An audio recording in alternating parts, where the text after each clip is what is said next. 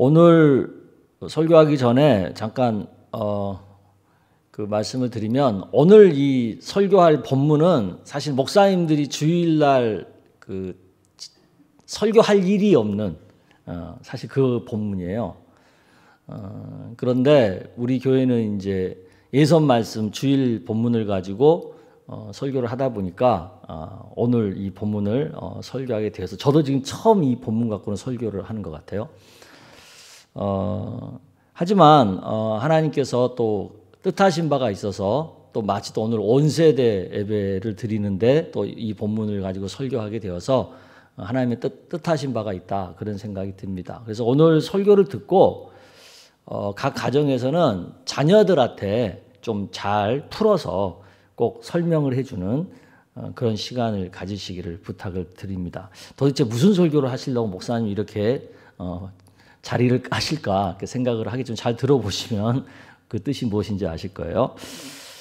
그 매슬로우라고 하는 심리학자가 있어요. 이분이 인간의 그 다양한 욕구를 5개의 단계로 정리를 했어요. 그게 이제 피라미드 형식으로 아래서부터 차근차근 이렇게 인간의 욕구가 상향되는 것을 보여줬는데, 자, 우리가 그림을 좀 보여주시길 바랍니다. 그림에 보인 것처럼 맨 아래가 1단계인데 생리적 욕구라는 거예요. 이것은 인간의 생명을 유지하기 위해서 필연적으로 요구되는 가장 기본적인 욕구를 얘기하고요. 그 다음에 그 위에 2단계는 안전 욕구인데, 이런 기본적인 생리적 욕구를 충족하지 못하게 방해하는 모든 위험으로부터 안전하게 자기를 지키려고 하는 그런 욕구. 그리고 3단계는 사회적 욕구인데, 이것은 우리가 어떤 다양한 집단에 소속하고 싶어 하는 욕구가 있다는 거죠. 그리고 4번째는 그 소속된 그 집단 안에서 뭔가 내가 명예나 권력을 누리고 싶어 하는 그런 자기 존중의 욕구 또는 존경의 욕구가 있다는 거고, 마지막 최상위에 있는 욕구가 뭐냐면 자기 실현의 욕구라는 거예요. 자기가 가진 잠재 능력을 마음껏 능력껏 발휘해보고 싶은 그런 욕구가 우리 모두에게 있다는 거죠. 그런데 이런 욕구가 1단계부터 이렇게 하나하나 충족시키면서 윗단계로 상향해가는 그런 경향을 우리가 갖고 있다고 얘기를 해요. 그렇기 때문에 가장 중요하면서도 가장 기본적이면서도 그러면서 가장 강력한 욕구가 뭐겠어요? 바로 맨 아래에 있는 생리적 욕구죠. 생리적 욕구. 이 생리적 욕구도 여러 가지가 있는데 그중에서 가장 대표적인 욕구가 2개예요. 하나는 식욕, 먹는 욕구. 그리고 2번째는 성욕, 성적인 욕구. 이 2개라는 거예요. 근데 이 식욕은 우리 육체의 건강과 직결되는 욕구예요. 그 성욕은 우리의 가정생활과 또 직결되는 욕구이고. 그래서 하나님께서는요, 레위기 11장에 보면 인간이 먹어야 할 것과 먹지 말아야 할 것을 구별을 해서 이 식욕을 다스릴 어떤 기준을 우리에게 보여줬죠. 이 성경 연구학자들이 이것에 대해서 해석을 하면서 그런 말을 해요. 하나님이 먹지 말라고 한 그런 생물 중에는 대체로 보면 오늘날 그 현대인들이 소위 정력에 좋다고 말하는 그런 음식들이 많다는 거죠. 예를 들면 뭐 돼지고기라든가 또 뱀장어라든가, 그리고 또 뭐도 나오냐면 성경에 박쥐도 나와요. 박쥐. 지금 왜 우리가 이 코로나 때문에 난리를 피고 있나요? 사람들이 이 박쥐 잡아먹어서 그러잖아요. 박쥐 잡아먹어서. 그러면 왜 성경학자들이 왜 하나님이 이런 것들을 금하셨을까? 사람이 성욕이 지나치게 되면 그만큼 성적인 죄에 빠질 위험이 크다는 거죠. 그래서 하나님이 이런 음식물을 과하게 섭취하지 못하도록 하시려고 금하셨다, 그렇게 해석하는 신학학자도 있어요. 오늘 우리가 읽은 이 설교 본문은요, 레위기 15장인데 인간의 성적인 문제를 다루고 있는 내용이에요. 근데 15장을 쭉 읽어보면 성에 대한 얘기는 하나도 안 나와요. 그런 단어는 하나도 안 나와. 근데 무슨 단어가 나와요? 남녀의 유출병이라는 얘기가 나와요. 그런데 이 유출이라고 하는 이 얘기가 성과 밀접하게 관련된 얘기예요. 성은 크게 두 가지 측면에서 굉장히 중요한 요소죠. 첫째는 생명을 건강하게 낳아서 대를 견고하게 이어야 하기 때문에 이 성이 중요한 거예요. 성적인 문제가 생기면 건강한 생명을 안전하게 낳는 것이 힘들어지잖아요. 그러면 자손의 대가 끊기게 되는 심각한 문제가 발생하죠. 하나님은 우리가 자자손손 대대로 영과 육의 복을 계속 누리며 살기를 원하는 게 하나님의 뜻이라고요. 그래서 하나님은 자손을 낳는 문제를 굉장히 중요하게 생각한다는 것을 우리가 알아야 돼요. 이런 이유 때문에 남녀 성의 건강을 심각하게 위협하는 유출의 문제를 굉장히 중요하게 다루고 있는 거죠. 어떤 이유로도 남녀 생식기에서 유출되는 물질은 부정한 것으로 보고 신속하게 씻어서 정하게 할 것을 규정하고 있죠. 당시 이스라엘 백성들이 사는 환경이 사막이잖아요. 물이 많지 않은 곳이거든요. 그런데도 불구하고 이렇게 몸을 자주 씻을 것을, 특히 유출이 되면 몸을 빨리빨리 씻으라고, 옷을 빨리빨리 빨아 입으라고 말했다. 이것은 굉장히 이것을 엄격하게 말한 거거든요. 그것은 하나님이 그만큼 성적인 문제를 굉장히 중요하게 여기고 있다라는 것을 보여주는 거죠.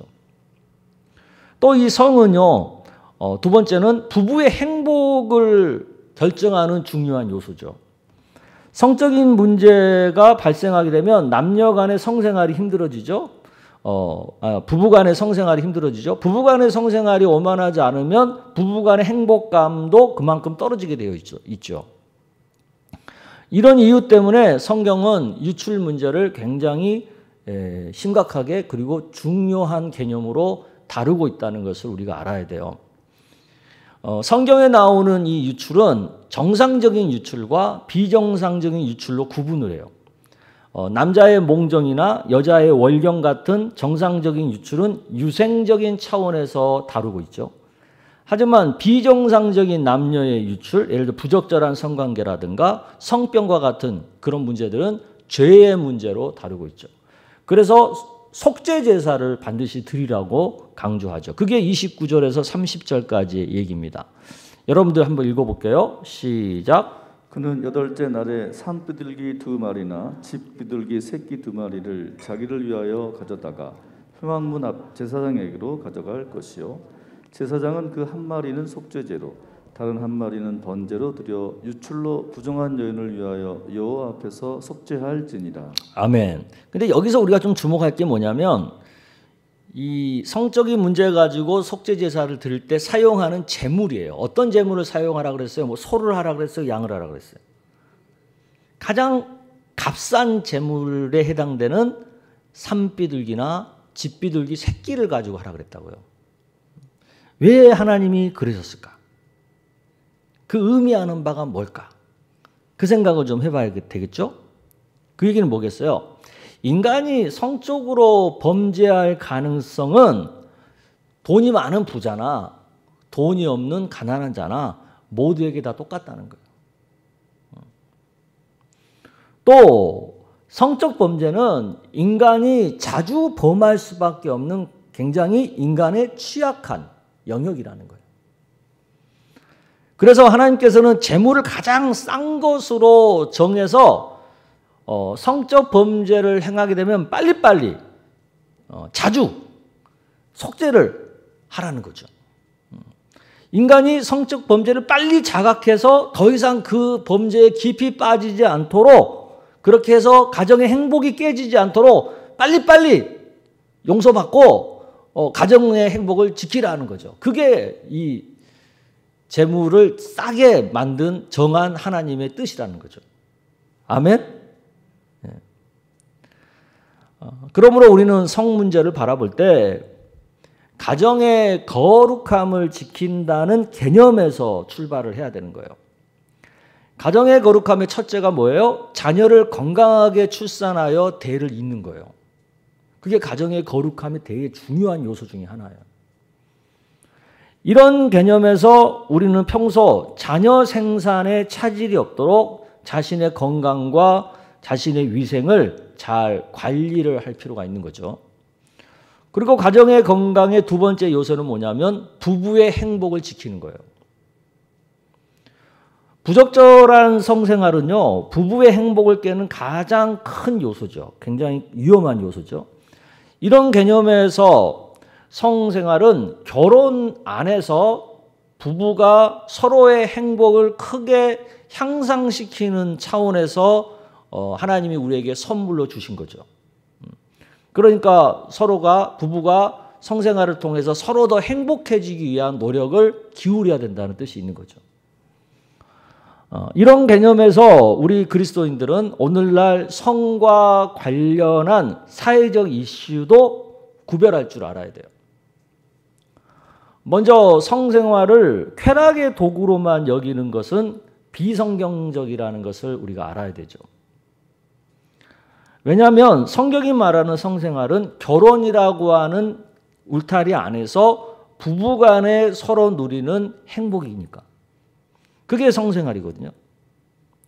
그런데 사탄은 이걸 어떻게 만들어 버렸어요? 그 부부라고 하는 틀을 벗어나서 마음껏 자유롭게 성생활하는 것이 자유다. 이렇게 이걸 개념을 둔갑시켜 버렸죠. 그래서 요새 사회학자들은 뭐라고 말하냐면 결혼의 틀 안에 성을 가둬놓는 것은 이건 인간의 자유를 박탈하는 거다. 그런 식으로 지금 얘기를 하고 있죠. 그리고 많은 이들이 그것에 열광하고 있고 그렇게 살아가는 것이 마치 이 시대의 트렌드에 맞춰 사는 것처럼 생각하고 있고. 근데 하지만 그것은 자유가 아니에요. 그건 방종이지. 그리고 그것은 가정을 파괴하는 주범인 거죠. 그리고 가정을 파괴하기 위한 사탄의 전략인 거죠. 이거에 우리가 속아서는 안 되는 거예요. 하나님은 이 성적인 성생활을 쾌락의 도구가 아니에요. 부부의 행복을 위한 선물인 거지. 이 개념을 우리가 헷갈리지 말아야 된다는 거죠. 또한 하나의 또 성과 관련된 이슈가 뭐예요? 동성애 문제죠. 동성애. 이것은 비성경적이라는 것을 분명히 해야 되죠. 왜냐하면 남녀의 성생활은 인류 보존을 위해 생명을 낳는 거룩한 사명이에요. 그런데 사탄은 이 동성애 문제를 뭘로 둔갑시켰어요? 평등의 문제로 둔갑시켜버렸어요. 그래서 기독교가 동성애를 반대하는 것은요, 차별을 하려고 하는 게 아니고 인류 보존의 보편적 가치를 지키려고 하는 사명에서 말하는 진실한 목소리인 거예요. 그걸 뭐 차별하겠다 하는 얘기가 아니잖아요. 동성애가 만연하고 성을 쾌락의 도구로만 사용하는 문화가 만연하면 누가 결혼을 하겠어요? 누가 자식을 낳겠어요? 그러면 우리 인류의 미래가 어떻게 되겠어요? 대가 끊기는 거 아니에요. 그러면 끝나는 거죠. 인류가 종말이지 뭐. 종말이 뭐 다른 거 있어요? 그러니까 사탄이 인류를 종말시키려고 성문화와 이 동성애 문화를 이렇게 자유와 평등이라고 하는 굉장히 인류의 보편 가치에다 얹혀가지고 교묘하게 지금 둔갑시키고 있는 거예요. 근데 사람들은 그것도 모르고 자유, 뭐 평등 이래가지고 뭐 성의 자유, 뭐 동성애 차별하지 말라 이렇게 지금 떠들고 있는 거죠. 뭔가 뭐 어떻게 되는지를 사람들이 잘 모르고 있는 것 같아요. 그래서 우리 그리스도인들은 더욱 가정을 거룩하게 지켜야 한다는 이 일에 사명의식을 가질 필요가 있어요. 결혼을 해서 자녀를 낳고 부부가 행복하게 살면서 자녀를 믿음으로 잘 양육하는 것, 이것이 우리의 사명이다. 이 의식을 분명하게 가져야 돼요. 우리가 이 사명을 가지고 이 세상을 살잖아요. 그러면 자연스럽게 이 세상 가운데 하나님의 나라는 견고해지게 돼 있어요. 왜? 세상 사람들은 결혼도 안 하고 자녀도 안 낳았잖아요. 근데 우리는 결혼 열심히 하고 자녀 열심히 낳고 또 자녀 믿음으로 잘 키우고 그러면 믿는 가정은 자녀들이 많아지고 믿는 가정들이 많아지고 그러면 자연히 믿는 사람들이 많아지지 않겠어요? 안 믿는 사람들은 줄어들고? 그러니까 이 세상 가운데 하나님의 나라를 견고하게 하는 가장 효율적인 방법은 뭐냐? 우리 믿는 사람들이 결혼하고 자녀 낳고 또 자녀를 믿음으로 잘 키우고 이것만 잘해도 우리가 하나님 나라를 견고하게 세울 수 있는 거예요. 아멘? 그리고 이제 우리가 자녀를 낳았으면 그 자녀를 믿음으로 잘 키우는 것이 중요하죠. 우리 아직 이제 자녀가 어린 우리 부모님들 오늘 이 설교를 좀 잘 들으셨으면 좋겠어요. 자녀를 양육할 때 중요한 것이 있어요. 뭐 여러 가지 자녀 양육은 다 중요하지만 그 중에서도 정말 우선적으로 중요한 개념이 있어요. 그게 뭐냐면 평생을 좌우할 수 있는 요소가 있잖아요. 그 사람의 인생에 평생을 좌우할 수 있는 요소, 그것을 잘 교육해야 돼요. 그게 두 가지예요. 하나는 습관이라고 하는 거고 또 하나는 가치관이라는 거예요. 그래서 첫째가 생활 습관을 잘 자녀들에게 가르쳐야 돼요. 아이들이 편식하지 않고 음식을 먹을 때 편식하지 않고 제 시간에 식사를 하게 하는 습관. 이게 별거 아닌 것 같은데 이게 평생의 건강을 좌우하는 거예요. 그러니까 어렸을 때부터 음식을 골고루 고기도 잘 먹고 야채도 잘 먹고 과일도 잘 먹고 건강한 것들을 잘 먹을 수 있게끔 골고루 잘 먹게끔 그리고 식사를 아무 때나 하는 게 아니라 제 시간에 할 수 있게끔 이 훈련을 어렸을 때부터 시키는 거죠. 그 다음에 두 번째는 뭐냐면 수면 습관이죠. 정한 시간에 자고 일어나는 수면 습관. 이것이 이 두 가지가 우리의 건강을 결정적으로 좌우해요. 이게 잘 안 되면 몸이 약해질 수밖에 없는 거예요, 건강이. 그러니까 말로만 건강하기로 하고 기도할 때만 건강해달라 기도하지 말고 이 생활 습관 중에서 이 먹는 습관과 잠자는 습관을 잘 길들여 줘야 되는 거죠.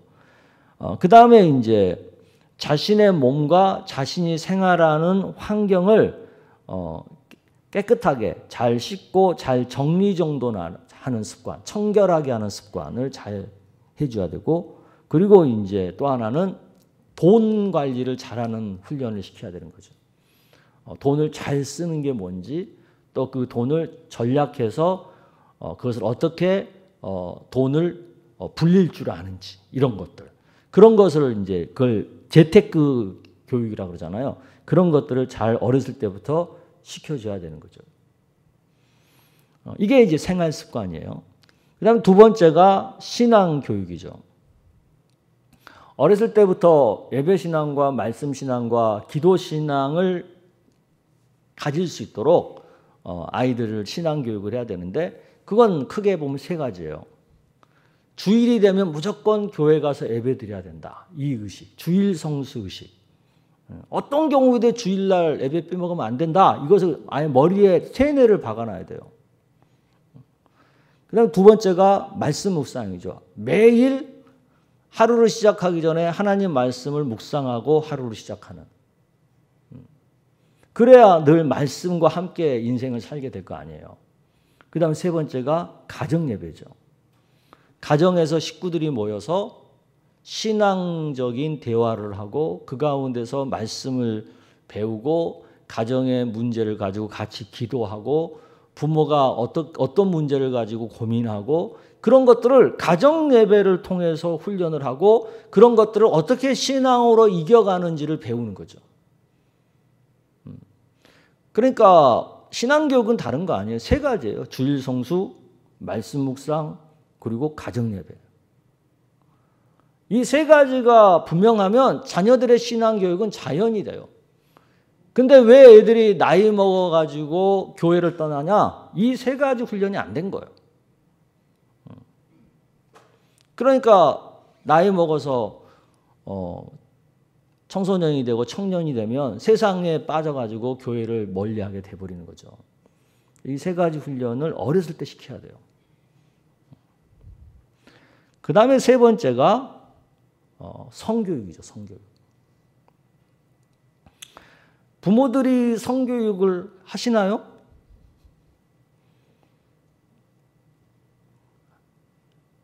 하신다면 어떻게 성교육을 하시나요?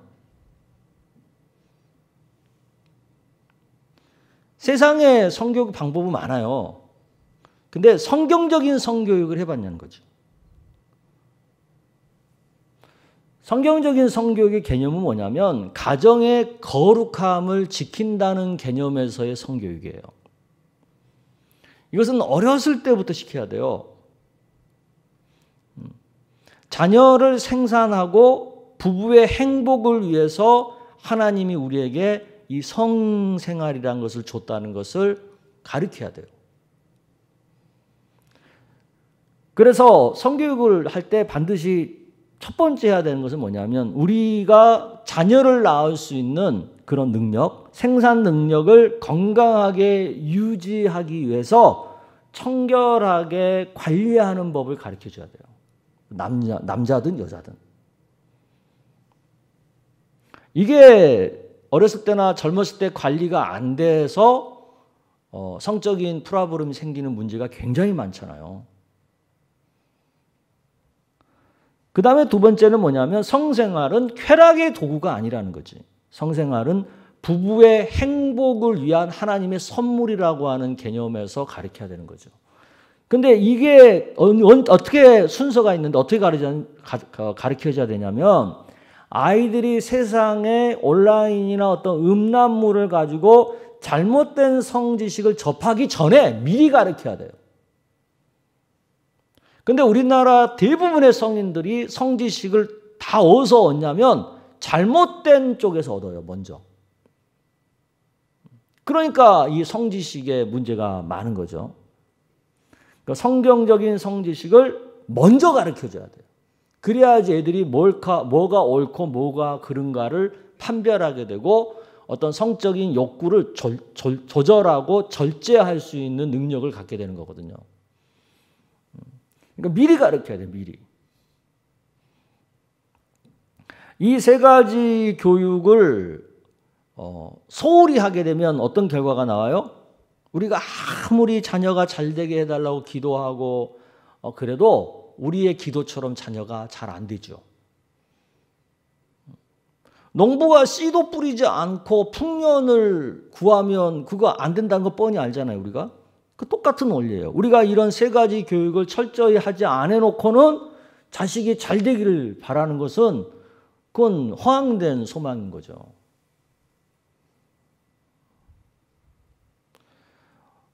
저는 오늘 우리 교회 성도님들에게 간절히 부탁드리고 싶은 것은 오늘 예배가 끝나면 우리 자녀를 둔 부모님들은 자녀들과 함께 오늘 중에 반드시 이 세 가지 교육을 꼭 하세요. 근데 한 번만 하면 안 되고 반복하셔야 돼요. 그리고 또 우리 부부들은 오늘 이 설교를 듣고 지금 부부로서 뭐 나이가 다양하겠지만 연령대에 맞게 우리는 건강한 성생활을 하고 있는지를 서로 대화를 좀 해보세요. 나이가 많은데도 지나치게 성생활을 요구하는 것도 비정상이죠. 근데 나이가 젊은데도 성생활 하지 않고 산다? 그것도 비정상이죠. 그러니까 부부가 충분히 친밀감을 느끼고 행복감을 느낄 수 있는 수준에서의 성생활을 해야 되는 거예요.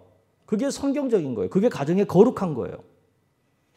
그걸 전혀 안 하고 무관심하게 산다? 그 가정은 거룩한 게 아니야. 성경적으로 보면.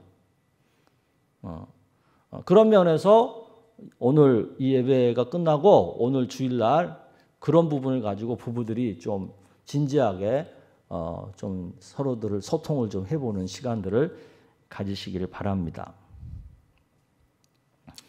그동안 한국교회가 사실은 이런 성경적인 성교육을 좀 소홀히 한 감이 많죠. 그러다 보니까 교인들이 성경적인 성개념보다는 비성경적인 세상적인 성개념에 빠져서 가정의 거룩함을 지키지 못한 경우가 굉장히 많아요. 그런데 하나님 나라의 삶은 가정의 거룩함에서 출발하는 거예요. 가정의 거룩함은 성경적인 성개념에서 시작되는 거예요. 그래서 하나님께서 오늘 본문에서 이 유출의 문제를 굉장히 중요하게 다루고 있는 거죠. 이런 하나님의 뜻을 우리가 좀 명심해서 가정의 거룩함을 지키는 일에 우리가 더 힘을 쏟는 은혜가 있기를 주의 이름으로 축복합니다. 아멘.